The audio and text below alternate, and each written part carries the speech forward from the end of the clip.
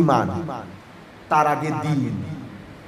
দ্বীন পবিত্র কোরআনের মধ্যে আপনি যদি শব্দের দিকে যান তো অনেক অর্থে দ্বীন শব্দটা ব্যবহার হয়েছে। সূরা ফাতিহার মধ্যে দ্বীন ব্যবহার হয়েছে মালিকি ইয়াউমিদ্দিন, এখানে দ্বীন মানে অ্যাকাউন্টেবিলিটি। আপনি যদি সূরা কাফিরুনের মধ্যে যান লাকুম দীনুকুম ওয়ালিয়া দ্বীন, এখানে দ্বীন মানে কোড অফ লাইফ, আপনার জীবন ব্যবস্থা।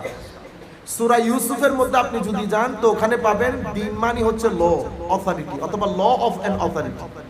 তাইলে আমি যদি কোরআনের আরো অনেক অর্থকে একসাথে রাখি, দ্বীন মানে অ্যাকাউন্টেবিলিটি, দ্বীন মানে ল, দ্বীন মানে ওবিডিয়েন্স টু ল, দ্বীন মানে হচ্ছে কোড অফ লাইফ।